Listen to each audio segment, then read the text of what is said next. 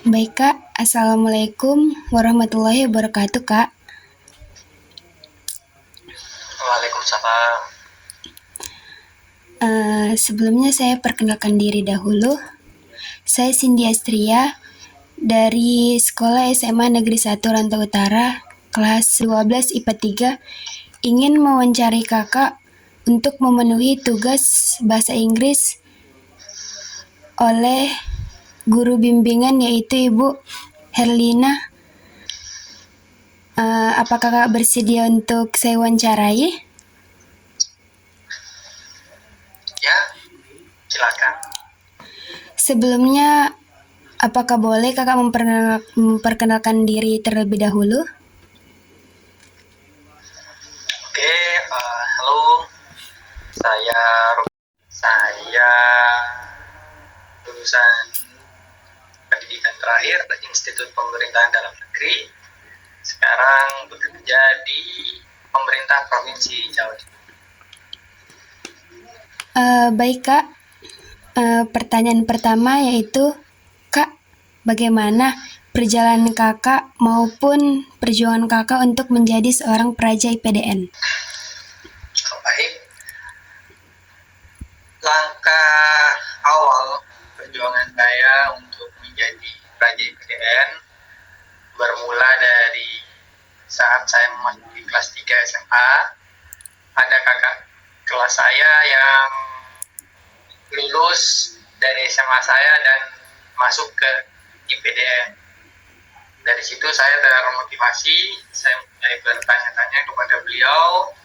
Saya juga mengikuti latihan-latihan seperti yang disampaikan oleh beliau hingga pada bulan Maret 2012 dimulailah pendaftaran IPDN. Dari situ saya belajar dan berlatih untuk mengikuti semua tahapan-tahapan tes di IPDN.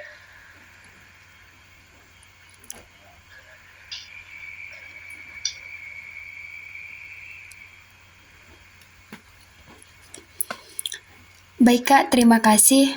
Begitu. Pertanyaan nomor 2, Kak berikan dan jelaskan tips step by step yang Kakak lakukan sebelum masuk IPDN. Untuk bisa melaksanakan seleksi IPDN dengan baik, tentu kita harus tahu dulu apa saja seleksi IPDN.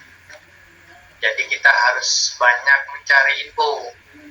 Ada berapa tahapannya, lalu bagaimana cara kita mempersiapkan tahapan-tahapannya. Tahapan yang pertama, kalau di zaman saya, itu adalah administrasi. Tahapan yang kedua itu psikologi. Tahapan ketiga itu adalah jasmani. Tahapan keempat itu akademik. Tahapan terakhir adalah praktik. Berbeda dengan zaman sekarang. Kalau sekarang ada perubahan urutan, pertama administrasi, yang kedua adalah SKD atau seleksi kompetensi dasar, kemudian yang ketiga baru psikologi, yang ketiga kesehatan, yang keempat baru psikologi, yang kelima baru pikir. Ada sedikit perbedaan, tapi yang jelas dari setiap tahapan itu bisa dipersiapkan masing-masing. Yang penting kita mau belajar dan mau mencari tahu. Baik Kak, terima kasih. Pertanyaan ketiga, apakah kakak pernah gagal? Saya pernah gagal kalau konteksnya adalah masuk IPDN ya. Selain IPDN, saya juga dulu mencoba untuk mendaftar ke perguruan tinggi kedinasan yang lain. Karena memang di tahun 2012 itu masih bisa mendaftar di lebih dari satu perguruan tinggi kedinasan. Waktu itu saya mendaftar juga ke STAN, ke STIS, ke ATKP, ke STSN, dan juga ke STMKG. Semuanya saya gagal, saya diterimanya di IPDN. Selain kedinasan, saya juga mendaftar perguruan tinggi negeri, yakni ITB, yang saya inginkan ITB ya, dan Universitas Brawijaya. Kok ITB, sorry, IPB, Institut Pertanian Bogor. Yang saya inginkan sebenarnya di IPB, Institut Pertanian Bogor, tapi lagi-lagi saya tidak diterima. Saya gagal masuk ke IPB dan hanya diterima di Universitas Brawijaya.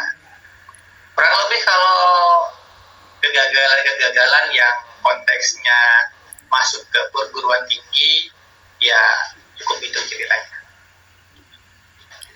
Baik Kak, terima kasih.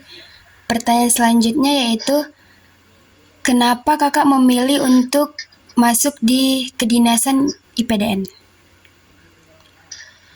Oke, yang pertama adalah kenapa saya memilih kedinasan. Karena kedinasan adalah sekolah yang gratis. Kemudian yang kedua, kedinasan dijamin lulusnya langsung kerja. Sebagai anak dari keluarga yang latar belakang ekonominya menengah ke bawah, bagi saya itu cukup menarik. Karena orang tua saya tentu kurang mampu kalau harus membiayai kuliah saya secara penuh. Kemudian yang kedua, kenapa IPDN gitu?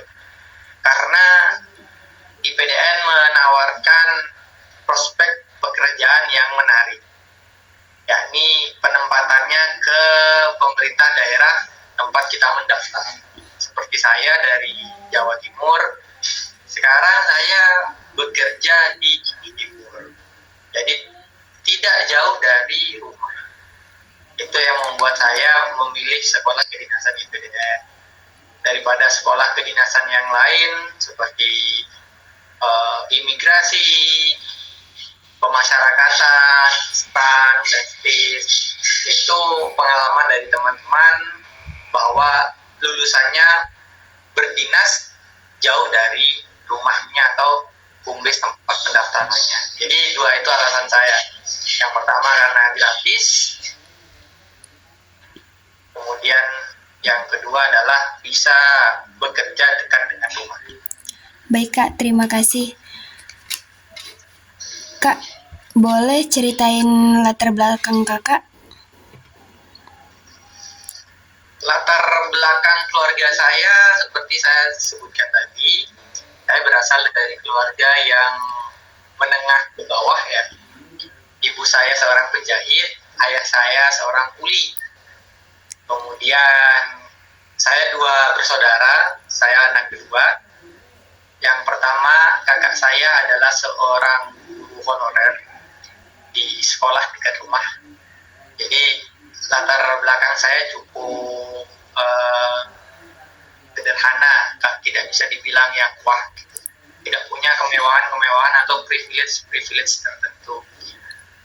Rumah saya juga ada di kampung, di Kabupaten Lumajang, kecamatannya Raduagung ya, desanya Gedang Emas. Dan ya kalau di lingkungan saya pun itu juga sudah terkenal sangat jauh dari kota.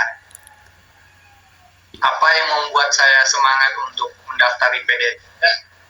Tentu karena kalau di masyarakat kampung itu profesi sebagai PNS masih dipandang baik. Itu ciri khas orang desa kan seperti itu ya. Profesi PNS itu masih dipandang baik.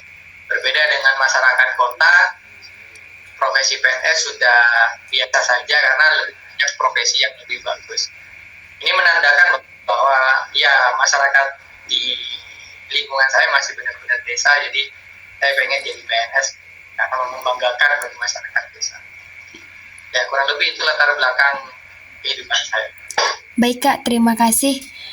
Hanya itu pertanyaan-pertanyaan dari saya. Semoga Kakak sukses terus ke depannya. Amin, terima kasih. Baik Kak, hanya itu saja. Wassalamualaikum warahmatullahi wabarakatuh.